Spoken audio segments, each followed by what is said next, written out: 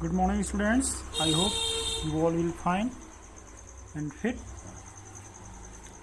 As I told you that we will start next chapter.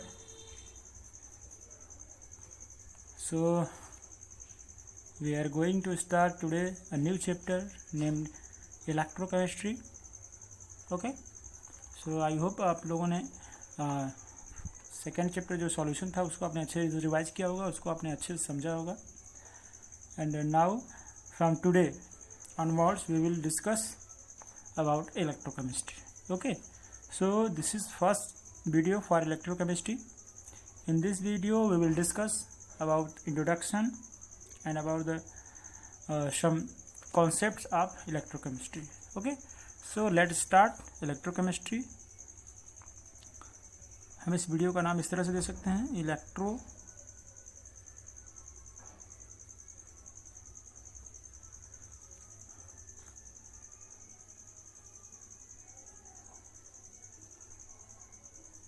electrochemistry 1. Okay, electrochemistry 1. So first electrochemistry. तो electrochemistry means क्या? What? Electrochemistry.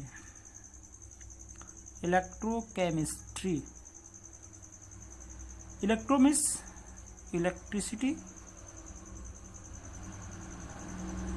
and chemistry means you can understand that reactions,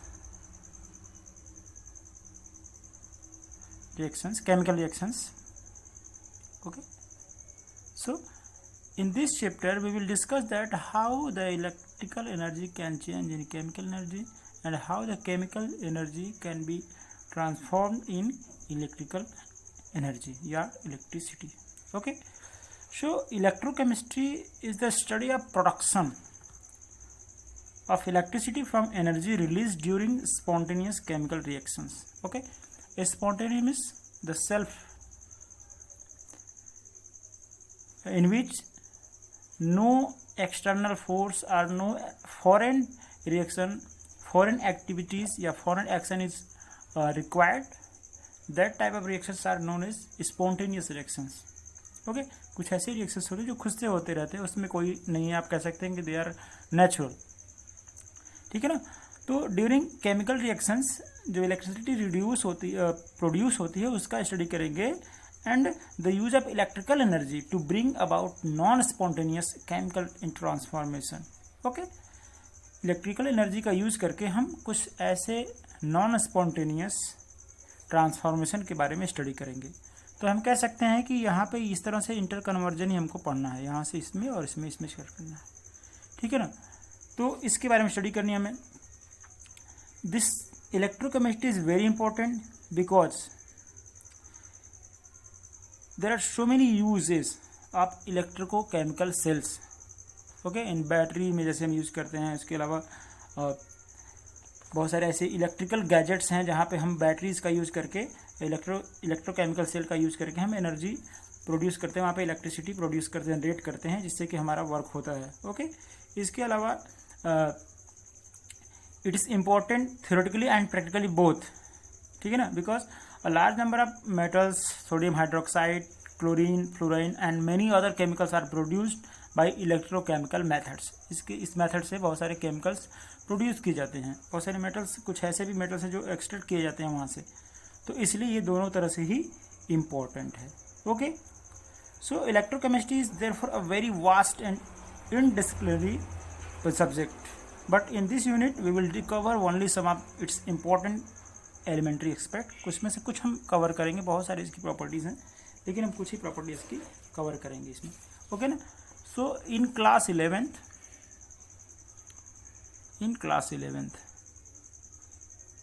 लेकिन आपने structure और function पढ़ा था Daniel cell का. Daniel cell आपने पढ़ा था. And on the basis of this Daniel cell we will explain. Okay ना. तो first heading is your electrochemical cell.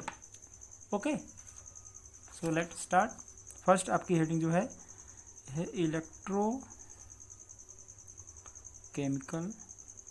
cell. Actually Daniel cell क्या है? डेनियल सेल इलेक्ट्रोकेमिकल सेल कहते हैं, इसको वोल्टी सेल भी कहते हैं या गैल्वेनिक सेल भी कहते हैं, ठीक है ना। सेल और गैल्वेनिक सेल भी कहते हैं।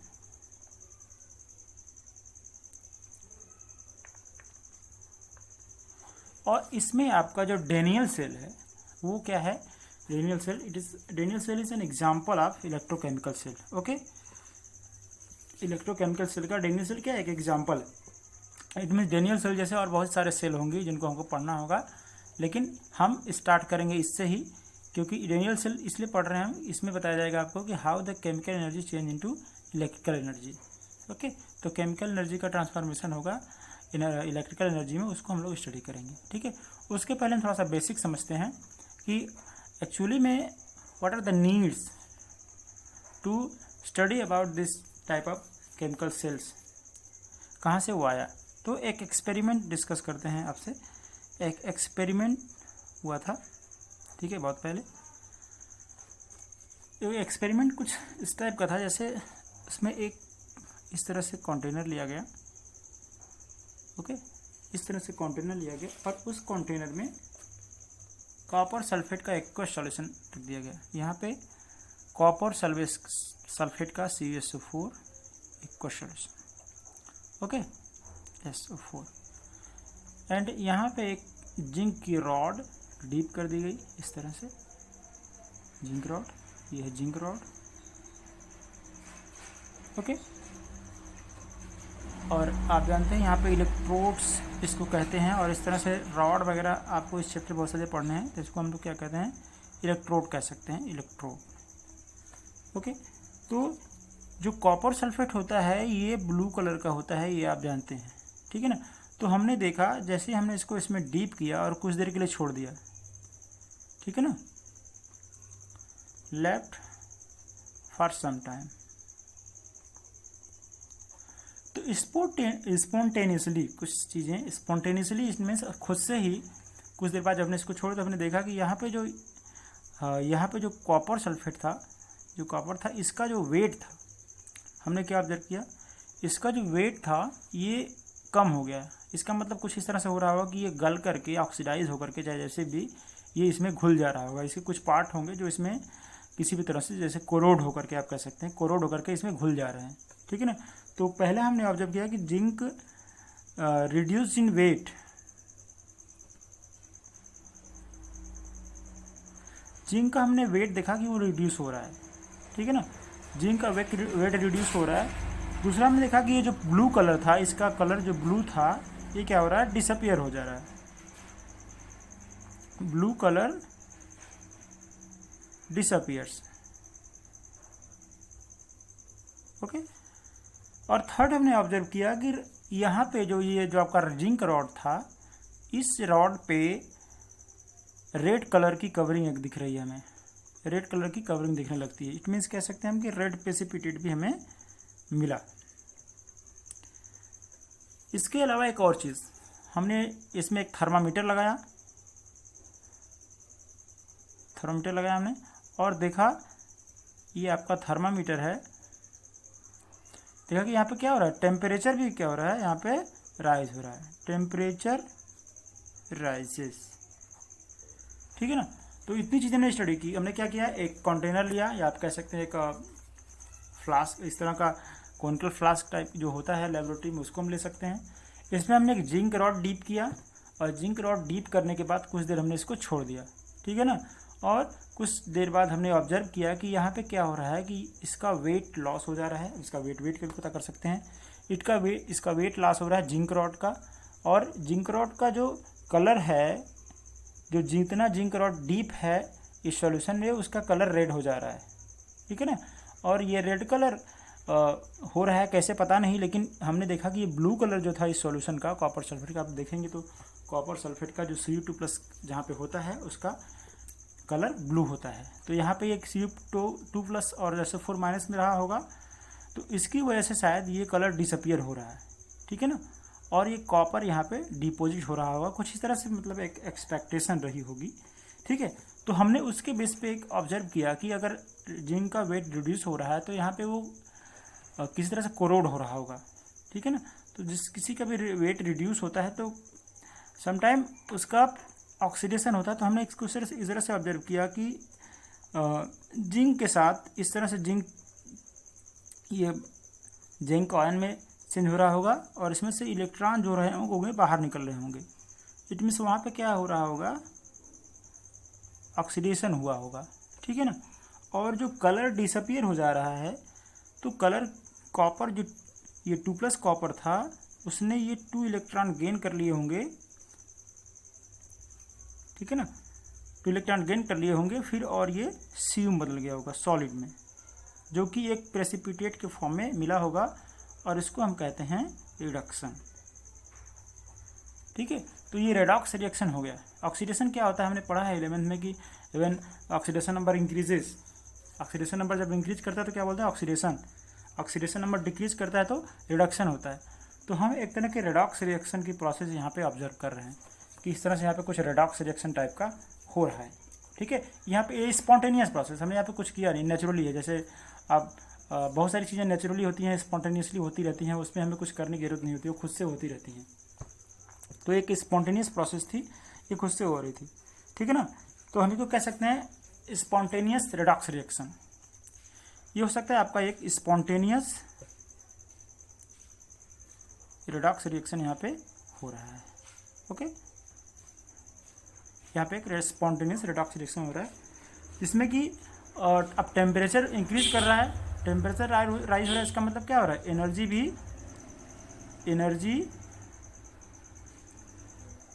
एनर्जी रिलीज हो रही है। यहाँ पे क्या हो रहा है, एनर्जी भी रिलीज हो रही है। स्पॉन्टेनियस प्रोसेस में टेम्परेचर बढ़ रहा है। 4 चीज़ें हैं, 4 ऑब्जर्वेशन थे। जिंक का वेट जो कम हो रहा है, ब्लू कलर डिसअपियर हो रहा है सॉल्यूशन का, रेड प्रेसिपिटेट मिल रहा है जिंक रॉड पे, और थर्मामीटर से हम देख रहे हैं कि ये टेम्परेचर का राइज हो रहा है, ठीक है ना। या फिर हम उसके वॉल को टच करके भी बाहर से देख सकते हैं अगर वो सिंपल कंटेनर है तो, कि उसका टेम्परेचर राइज हो रहा है, ठीक है ना। तो ये था आपका। अब ये तो आपका एक बेसिक रहा। इसी के बेसिस पे हमने इलेक्ट्रोकेमिकल सेल को डेवलप किया। इलेक्ट्रोकेमिकल सेल की डेवलपमेंट हुई, उसका बेस यही है, यहीं से इसकी स्टार्टिंग हुई है, ठीक है ना। कुछ इस तरह से एक्सपेक्टेशन किया गया कि ऐसा कुछ हो रहा होगा। अब हमें क्या करना था, इस तरह के कन्वर्जन को, जो यहाँ पे कन्वर्जन हो रहा है उसको हमने अच्छे से स्टडी की, ओके। उसके बाद ऑब्जर्व होके पाया कि किस तरह से ये इलेक्ट्रिकल एनर्जी या केमिकल एनर्जी इलेक्ट्रिकल एनर्जी में चेंज हो रही है, या केमिकल एनर्जी इलेक्ट्रिकल एनर्जी में चेंज हो रही है, ठीक है। तो अब हमारी हेडिंग स्टार्ट हो रही है इलेक्ट्रोकेमिकल सेल में। पहला हम डेनियल सेल के बेसिस पे पढ़ेंगे, ठीक है ना। डेनियल सेल को ही लेते हैं, इसी को हम एक्सप्लेन करेंगे, इसी के बेस पे सारी चीज़ें हैं जो भी हैं, ठीक है। तो डेनियल सेल जो है हमारी इस तरह से, इसको हम जिंक कॉपर सेल भी कहते हैं, जिंक कॉपर सेल, ठीक है ना। अब अगर इसको पढ़ लेंगे आप तो जिंक कॉपर सेल पढ़ने के बाद आप चाहें तो निकिल सिल्वर सेल इसी बेस पे है, और इसके अलावा आपका जो क्रोमियम लेड सेल है ये भी इसी बेस पे, तो हम पढ़ लेंगे इसी बेस पे। तो यहाँ पे हम डिस्कस कर रहे हैं जिंक कॉपर सेल का, जो कि एक डेनियल सेल है। और डेनियल सेल क्या है, इलेक्ट्रोकेमिकल सेल, वोल्टिक सेल या गैल्वेनिक सेल का एक एग्जाम्पल है। क्या है, एक एग्जाम्पल है डेनियल सेल, किसका, इलेक्ट्रोकेमिकल सेल का, या उसको वोल्टिक सेल भी कहते हैं या गैल्वेनिक सेल भी कहते हैं। तो ये जस्ट हमारा एक एग्जाम्पल है, इसी के बेस पे इसी को एक्सप्लेन करके हम समझेंगे किस तरह से हो रहा है, ठीक है ना। और ऑल ओवर क्या है, ये इलेक्ट्रोकेमिकल सेल है। All over it is an electrochemical cell, okay. So let start. अब इसमें होता क्या है कि केमिकल एनर्जी को कन्वर्ट किया जाता है इलेक्ट्रिकल एनर्जी में। केमिकल एनर्जी को हम कन्वर्ट करते हैं इलेक्ट्रिकल एनर्जी में, ठीक है। तो चलिए देखते हैं, ठीक है। तो हमने क्या किया, हमने उस तरह से ही 2 इस तरह से कंटेनर लिए। एक कंटेनर यहाँ पे इस तरह से, ओके। और इस कंटेनर में हमने एक जिंक की रॉड, इस तरह से इलेक्ट्रोड कह सकते हैं आप, ये जिंक की रॉड हमने इस तरह से डीप की, ठीक है, ये जिंक रॉड है।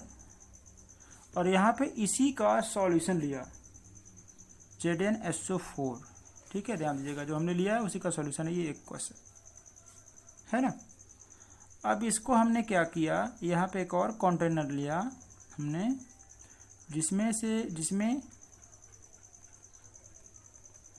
जिसमें कि हमने copper sulphate, okay, CaSO4 copper sulphate का एक्वस सॉल्यूशन लिया, और इसमें हमने कॉपर का रॉड डिप किया इस तरह से, एक हमने इसमें कॉपर का रॉड डिप कर दिया, ठीक है ना। और इसको हमने एक वायर से यहाँ पे एक अमीटर लगा के दिखा दिया, एक अमीटर ऐसे जोड़ दिया, या फिर आप कुछ ऐसा आप जोड़ सकते हैं, बल्ब वगैरह भी जोड़ सकते हैं, ठीक है ना। हमने अमीटर इसलिए ऐड किया ताकि पता चले कि हमें इलेक्ट्रिसिटी, इसके डिफ्लेक्शन से पता चलेगा कि इलेक्ट्रिसिटी कंडक्ट हो रही है, करंट फ्लो कर रहा है, ठीक है ना। देखिए, तो ये इस तरह की अरेंजमेंट है। हमने यहाँ पे एक कॉपर का रॉड लिया है और उस कॉपर रॉड को उसी के सॉल्ट में डीप किया हुआ है। यहाँ पे हमने जिंक रॉड लिया है और उसको उसी के सॉल्ट में डीप किया हुआ है, ठीक है ना। तो मैंने कहा था कि स्पॉन्टेनियस प्रोसेस, तो यहाँ पे कुछ स्पॉन्टेनियस प्रोसेस होती है, ठीक है, जिसपे किसी का कोई फोर्स नहीं है, उसको आप स्टॉप नहीं कर सकते, ना ही आप उसको स्टार्ट कर सकते हैं, ठीक है। तो एक स्पॉन्टेनियस प्रोसेस हो रही है, जैसे कि अगर आप हाथ से पेन छोड़ दें तो नीचे गिर जाएगी, या कुछ भी ऐसी चीज़ें जो आप न चाहते हुए भी वो होती रहती हैं, ठीक है ना, तो स्पॉन्टेनियस प्रोसेस कहते हैं उसको। तो यहाँ पे क्या हुआ कि जिंक रॉड जो था, जिंक रॉड से जो जिंक Zn2+ था, ठीक है ना, जिंक रॉड यहाँ पे था जो Zn2+ में चेंज हो रहा था और इलेक्ट्रॉन रिलीज कर रहा था, ठीक है। तो ये जो इलेक्ट्रॉन थे, ये इलेक्ट्रॉन यहाँ पे इस पे जाके रुक जा रहे थे, और जो Zn2+ था वो यहाँ पे जा रहा था, ठीक है ना, 2+। ध्यान दीजिएगा, इसमें जिंक के आयंस जो पहले से भी अवेलेबल हैं, जिंक के ZnSO4 है तो ये अपने आयंस में होंगे, ठीक है ना, Zn2+ एंड SO4 2-, ये अपने आयंस में होंगे ऑलरेडी। और यहाँ पे क्या हो रहा है, जिंक रॉड इस तरह से प्रोसेस हो कर रहा है, और इस प्रोसेस में क्या हो रहा है, इलेक्ट्रॉन्स इसके इस पे चले जा रहे हैं, और जिंक जो हो रहा है, Zn2+, वो इस सॉल्यूशन में रिलीज हो रहा है, ठीक है ना। तो इस तरह से इलेक्ट्रॉन बढ़ते जा रहे हैं। तो इस तरह से यहाँ पर यही एक कंडक्शन का हम दिखाएंगे, इलेक्ट्रॉन इस तरह से, ठीक है। और जब ये इलेक्ट्रॉन्स यहाँ पे पहुँचते हैं, यहाँ पे जब इलेक्ट्रॉन पहुँचते हैं तो ये क्या है, यहाँ पे आप देख रहे हैं कि कॉपर सल्फेट है, तो कॉपर Cu2+, ये कुछ इस तरह से होगा, Cu2+, ठीक है, और यहाँ पे Cu। तो यहाँ पे क्या हो रहा है, जो कॉपर सल्फेट Cu2+ का जो यहाँ पे है आयन है, ये इस इलेक्ट्रॉन से रिएक्ट करके, इस इलेक्ट्रॉन से जुड़ करके यहाँ पे कॉपर Cu के फॉर्म में डिपॉजिट हो जा रहा है, ठीक है, यहाँ पे ये Cu सॉलिड। तो ऐसे तो हम कह सकते हैं यहाँ पे न्यूट्रल हो रहा है ये, ठीक है ना, न्यूट्रल हो रहा है। लेकिन यहाँ पे जो निगेटिव है, यहाँ पे जो निगेटिव चार्ज आ रहा है, तो इसके एस्पेक्ट में हम देखते हैं तो यहाँ पे क्या होगा, हमारा पॉजिटिव चार्ज, ठीक है ना, ये हमारा क्या होगा, पॉजिटिव चार्ज हो जाएगा। अब इसको हम इस बेस पे कह सकते हैं, ये हमारा कैथोड हो गया एक तरह से, और ये एनोड, ठीक है। तो देखिए हो क्या रहा है कि यहाँ पे जैसे ही हमने इसको जिंक रॉड को इसमें डीप किया, तो जिंक रॉड से जिंक जो Zn2+ था, जिंक आयन, वो इस सॉल्यूशन में रिलीज हो रहे हैं, और इलेक्ट्रॉन जो है उस पर रॉड के थ्रू डिपॉजिट हो रहे हैं, और फिर इसमें डिपॉजिट होते चले जा रहे हैं, और फिर ये क्या हो रहा है, इस तरह से मूव कर रहा है यहाँ पे। तो इलेक्ट्रॉन से इस तरह से मूव कर रहे हैं, तो करंट किधर से फ्लो करेगा, इसके अपोजिट डायरेक्शन में, ये आपका करंट फ्लो है, ठीक है। आपको पता होगा कि जो करंट फ्लो होता है वो अपोजिट डायरेक्शन होता है इलेक्ट्रॉन फ्लो के। इलेक्ट्रॉन जिस डायरेक्शन में फ्लो करेगा उसके जस्ट अपोजिट डायरेक्शन में अपोजिट डायरेक्शन में क्या फ्लो करेगा, करंट फ्लो करेगा। तो करंट फ्लो है तो हम इस तरह से डिफ्लेक्शन इस तरह से दिखा सकते हैं, ठीक है ना। अब यहाँ पे एक प्रॉब्लम आ रही है, ठीक है ना। अब एक प्रॉब्लम आ रही है, क्या प्रॉब्लम है उसको बताता हूँ आपको। अब देखिए इसको हम क्या क्या कह सकते हैं, क्या इसके नाम हो सकते हैं, ठीक है ना। तो ये जो हमारा है ये क्या हो रहा है, यहाँ पे ऑक्सीडेशन हो रहा है। तो ऑक्सीडेशन इस तरह से हाफ रिएक्शन, तो इसको हम कहते हैं ऑक्सीडेशन हाफ रिएक्शन, ओके, ये कह सकते हैं। या फिर ऑक्सीडेशन हाफ सेल कह सकते हैं। और क्या कह सकते हैं इसको, ये लेफ्ट है हमारा, तो इसको हम लोग लेफ्ट हाफ सेल भी कहते हैं, लेफ्ट हाफ सेल भी कह सकते हैं इसको आप, ठीक है ना। इसके अलावा आप इसको नेगेटिव लेफ्ट सेल भी कह सकते हैं, या फिर एनोड हाफ सेल भी कह सकते हैं, ठीक है ना। इसको आप नेगेटिव हाफ सेल, और इसको चाहे आप तो एनोड हाफ सेल भी कह सकते हैं, ठीक है ना। उस तरह से यहाँ पर क्या है, यहाँ पे क्या हो रहा है आपका, ये रिडक्शन हाफ का रिएक्शन है, ठीक है ना। तो ये रिडक्शन हाफ सेल है। सेकेंड में इसको क्या कह सकते हैं कि ये राइट हाफ सेल है। और ये क्या है आपका, और क्या कह सकते हैं, ये निगेटिव है तो ये क्या है, पॉजिटिव हाफ सेल कह सकते हैं इसको, पॉजिटिव चार्ज वाला पूरा। और ये कैथोड हाफ सेल, इतने के नाम हैं इसके। तो इसको ये किसी भी नाम से क्वेश्चन आपको आ सकता है, आप इसको समझना है, इसको याद रखना है कि इतने नाम इसके होते हैं। और भी क्वेश्चन जो होते हैं वो इस तरह से पूछे जाते हैं, तो आपको याद रखना है कितने नाम उसके हो सकते हैं, और इसी के बेस पे आप डिसाइड करेंगे क्या आंसर है, ठीक है ना। तो current flows opposite to the direction, मैंने ये बता दिया आपको, ऑफ इलेक्ट्रॉन्स फ्लो। ये इसको हम इस सेल को इस तरह से कह सकते हैं, इस सेल को हम इस तरह से कह सकते हैं, ठीक है ना। अब लेफ्ट हाफ में क्या हो रहा है, positive charge solution becomes outwards flow, ठीक है ना। जो मैंने कहा था एक प्रॉब्लम, तो प्रॉब्लम यहाँ पे क्या आ रही है कि जो यहाँ पे ये हमारा है, ये आपका जो लेफ्ट हाफ है, लेफ्ट हाफ में क्या हो रहा है कि पॉजिटिव चार्ज जो हो रहा है, positive charge become outward flow of electron. यहाँ पे जो पॉजिटिव चार्ज इसमें आ रहा है, तो यहाँ पे भी जिंक है, Zn प्लस की क्लाउडिंग बढ़ जा रही है, ठीक है। तो Zn प्लस की जब क्लाउडिंग बढ़ जाएगी तो क्या होगा, ये इलेक्ट्रॉन जो यहाँ मूव करके जा रहा है, ये क्या करेंगे कि इतने सारे इलेक्ट्रॉन्स यहाँ क्यों जा रहे हैं, जब यहाँ पे पॉजिटिव चार्जेस ज़्यादा हो जाएंगे तो क्या करेंगे, इस इलेक्ट्रॉन को बाइंड कर लेंगे, okay, because opposite charges attract each other. तो यहाँ पे अपोजिट चार्जेस एक दूसरे को अट्रैक्ट कर लेंगे। अभी तक यहाँ पे क्या था कि इसकी जब स्टार्टिंग हो रहा था रिएक्शन, तो यहाँ पे Zn के जो चार्ज थे वो ज़्यादा नहीं थे, लेकिन जब यहाँ से रिलीज होकर यहाँ आने लगे तो धीरे धीरे क्या होगा कि यहाँ पे Zn2+ की डेंसिटी ज़्यादा हो जाएगी, और फिर वो इस इलेक्ट्रॉन को, इस नेगेटिव चार्ज को ऊपर जाने नहीं देंगे और इसको बाइंड करके रखने लगेंगे यहाँ पे, ठीक है। कोशिश करेंगे कि यहीं पे वो रहे, ठीक है ना। दूसरे इस आपके राइट हाफ सेल में क्या हो रहा है कि निगेटिव चार्ज जो हो रहा है, इस निगेटिव चार्ज सॉल्यूशन हो रहा है, यहाँ पे ये चला जा रहा है, तो SO4, ठीक है ना। SO4 जो कॉपर सल्फेट तो जुड़ के बन जा रहा है इससे आपका ये, लेकिन यहाँ पे क्या हो रहा है, ये जुड़ जा रहा है, तो यहाँ पे नेगेटिव चार्ज की जो डेंसिटी है, नेगेटिव चार्ज बढ़ रहा है, यहाँ पे पॉजिटिव बढ़ रहा है और यहाँ पे नेगेटिव बढ़ रहा है। तो जो नेगेटिव बढ़ रहा है तो क्या करेगा, इस कॉपर 2+ को, ये Cu2+ है, इसको यहाँ पे नहीं जाने देगा, ठीक है ना। ये बोलेगा यहाँ पे बहुत सारे और जब पॉजिटिव नेगेटिव चार्ज हैं तो फिर वहाँ जाने की जरूरत नहीं है। फिर ये क्या करेंगे, ये जो आपके SO4- जो चार्ज है, SO4 सल्फेट आयन जो है, वो इस कॉपर आयन को बाइंड करने की कोशिश करेगा, इसको बाइंड करेगा।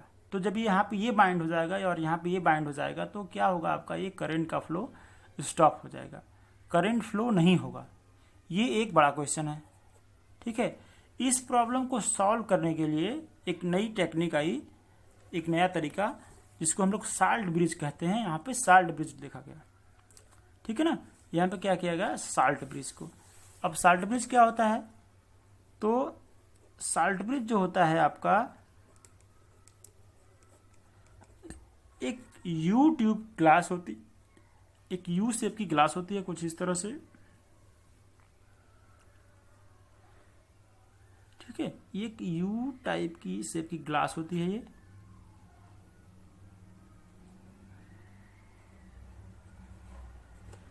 यू शेप की ग्लास होती है, और इस यू शेप की ग्लास को ही हम साल्ट ब्रिज कहते हैं, और इसको यहाँ पे ऐसे लगाते हैं। इस तरह से हम इस साल्ट ब्रिज के थ्रू दोनों कंटेनर को जोड़ देते हैं, ठीक है ना। इस साल्ट ब्रिज के थ्रू इन दोनों कंटेनर्स को जोड़ देते हैं, ठीक है। अब साल्ट ब्रिज में होता क्या है, salt bridge actually U shape होता है, यू शेप ट्यूब होता है, विच कंटेन्स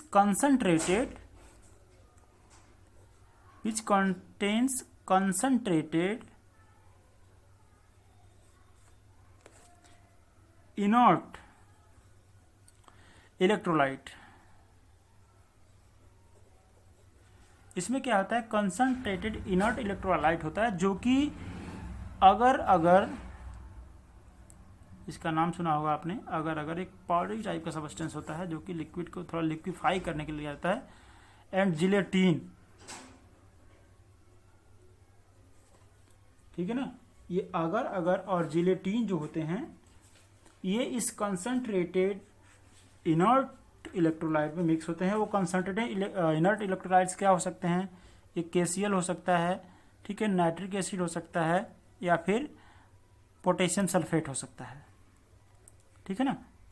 ये इनर्ट इलेक्ट्रोलाइट्स मिक्स होता है, they can't participate in that reaction, okay. Inert electrolytes का मतलब है N inert electrolyte is one whose ions do not take part in the redox reaction and also do not react with electrolytes used, okay। तो इसका मतलब क्या है, एक inert electrolyte जो यहाँ पे यूज किया जा रहा है, उसका मतलब क्या है कि इसके जो आयंस होंगे, जैसे KCl है तो ये अनरिएक्टिव तो होता नहीं है, K+Cl- होते हैं इसमें, H+NO3- K2 K+SO4-, तो ये आयंस रिएक्टिव होते हैं। बट इसमें कहा गया कि जो कंसंट्रेटेड इनर्ट इलेक्ट्रोलाइट्स होंगे आपके, वो इलेक्ट्रोलाइट्स उस रेडॉक्स रिएक्शन के किसी भी सेल से या किसी भी आयन से कोई रिएक्शन नहीं शो करेंगे, okay.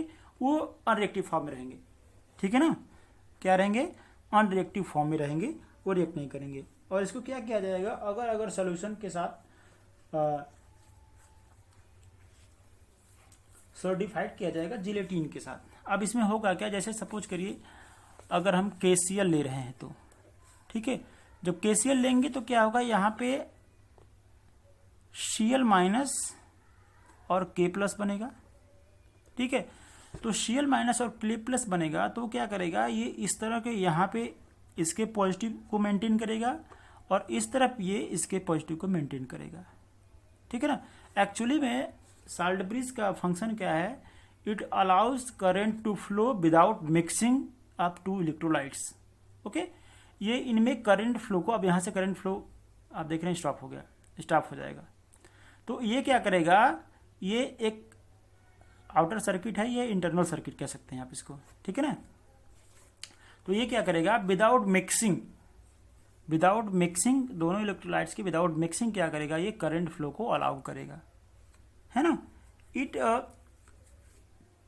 Maintains the electrical neutrality of half cell. इन दोनों के इलेक्ट्रिकल न्यूट्रलिटी को क्या करेगा, मेंटेन करेगा। ये क्या है, साल्ट ब्रिज का फंक्शन है। क्या करेगा, it maintains the electrical neutrality of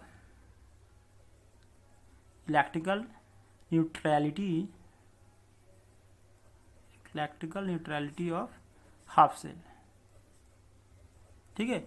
ये क्या करेगा, हाफ सेल के इलेक्ट्रिकल न्यूट्रलिटी को मेंटेन करेगा। और क्या करेगा, ये it completed the circuit by allowing of flow of electrons. जैसा कि मैंने कहा आपको, ये क्या करेगा, विदाउट मिक्सिंग ये इलेक्ट्रिसिटी को अलाउ करके इस सर्किट को क्या करेगा, कंप्लीट करेगा। It completes circuit by allowing the flow of electrons. Electrons का फ्लो अलाउ करके क्या करेगा, इस सर्किट को कंप्लीट करेगा। Okay, it completes the circuit, it completes the circuit by allowing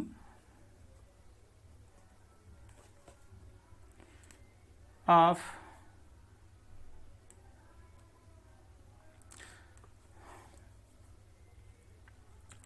flow of electrons। Okay, electron के flow को allow करेगा ये और कंप्लीट करेगा इस सर्किट को। यहाँ जो सर्किट इनकम्प्लीट हो रही थी उस सर्किट को क्या करेगा, ये कंप्लीट करेगा। ठीक है ना। थर्ड थिंग क्या करेगा ये, it minimise the liquid liquid junction potential. Third most important क्या करेगा, it minimise the liquid liquid junction potential.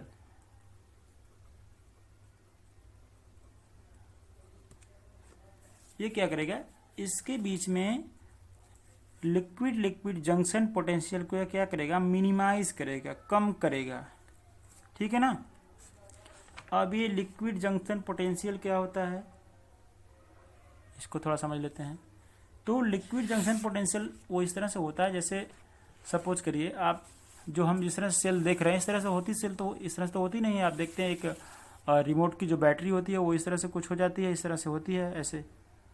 ठीक है, ठीक है, ऐसे होती है वो। तो इसमें क्या होता है, देखिए इसमें होता क्या है कि जो ये हमारी एक ही कंटेनर यहाँ पे होता है, इस कंटेनर में जैसे हमने कहा कि यहाँ पे एक रॉड लगा हुआ है इस तरह से, और यहाँ पे इस तरह से रॉड लगा हुआ है। ठीक है, तो यहाँ पे क्या है, ये plus plus plus plus plus plus दिखा रहा है, और यहाँ पे क्या करेगा, ये negative negative negative negative negative negative है। दूसरी तरफ लेफ्ट राइट, ध्यान दीजिएगा, लेफ्ट राइट, लेफ्ट साइड में पूरा क्या है, पॉजिटिव पॉजिटिव पॉजिटिव है सॉल्यूशन में, और सेकंड वाले जो है राइट हाफ में क्या है, निगेटिव निगेटिव निगेटिव पूरा, मतलब ये बढ़ी हुई चीज़ है, इतना ही बढ़ रहा है। अब क्या होगा कि, और यहाँ पे क्या है, देखिए ये आपका निगेटिव है और ये आपका पॉजिटिव है। ठीक है ना, इलेक्ट्रोड जो है ये निगेटिव इलेक्ट्रोड है और ये पॉजिटिव इलेक्ट्रोड है। अब क्या होगा कि ये जो साल्ट ब्रिज है आपका, इनके बीच में ये एक जंक्शन पोटेंशियल को मिनिमाइज करेगा, जिससे क्या होगा कि इन दोनों की मिक्सिंग ना हो पाए और एक ही में क्या करे, इलेक्ट्रॉन्स को फ्लो करा पाए। ठीक है ना। जैसे यहाँ पे क्या होगा, एक लिक्विड 1 की तरह यहाँ पे बन जाएगा, यहाँ पे लिक्विड 2 की तरह बन जाएगा। ठीक है ना। ये आपका जिंक का है और ये आपका कॉपर है। तो यहाँ पे क्या है, ये जो जंक्शन पोटेंशियल ये बहुत ज़्यादा, अगर ये बहुत ज़्यादा है तो फिर क्या करेगा, एक्चुअली डेनियल सेल का आइडियल जो हम इलेक्ट्रोड पोटेंशियल मानते हैं वो 1.1 वोल्ट होता है। ठीक है ना। तो ये जब ये ज़्यादा होगा तो ये फ्लो नहीं करेगा। ये क्या करेगा, इसको, इस जंक्शन पोटेंशियल को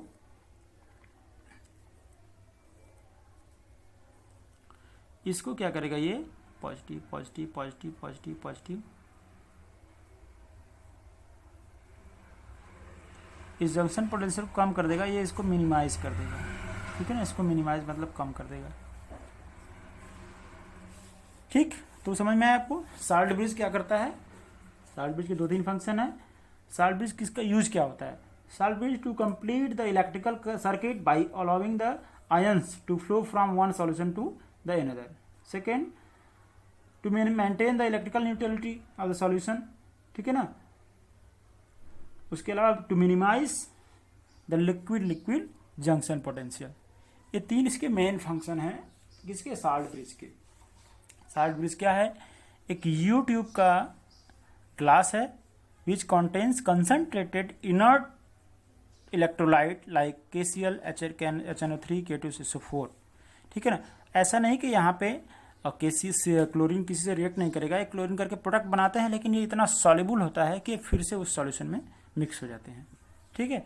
तो ये हमारा आज का इतना रहा। हम अभी आपको बताएंगे नेक्स्ट लेक्चर में कि इलेक्ट्रोकेमिकल ये जो है कंडक्शन सॉफ्ट ब्रिज का जो सॉल्यूशन होता है या फिर सेल की जो रिप्रेजेंटेशन है कैसे करते हैं हम इन सब के इलेक्ट्रोकेमिकल सेल के लिए, ठीक है, सेल का रिप्रेजेंटेशन कैसे होता है। तो ये चीज़ें हम आपको नेक्स्ट वीडियो में बताएंगे। अभी इस वीडियो के लिए इतना ही। सो इसको आप वीडियो को देखिए 1 या 2 बार देखिए, पढ़िए, बुक से पढ़िए, और इसको देखिए, बुक से पढ़िए, इसको देखिए, आपको चीज़ें समझ में आएंगी। ओके, और ये बेस है, अगर ये आपको समझ में आ रहा है तो फिर समझिए आपको ये चैप्टर समझ में आएगा, ठीक है ना। And one more thing, both theory and numericals both are very important from the point of view of board exams as well as for competition exams, ठीक है। तो ये दोनों ही पॉइंट ऑफ व्यू से बहुत इंपॉर्टेंट, इसलिए इसको आप बहुत अच्छे से देखिएगा और फिर इसको पढ़ करके इसको एनालाइज करिए और अपने दिमाग में फिट करिए किस तरह से चीज़ें कहाँ से कहाँ जा रही हैं और क्यों जा रही हैं, ठीक है ना। और थैंक यू सो मच। बाकी ये नेक्स्ट वीडियो में।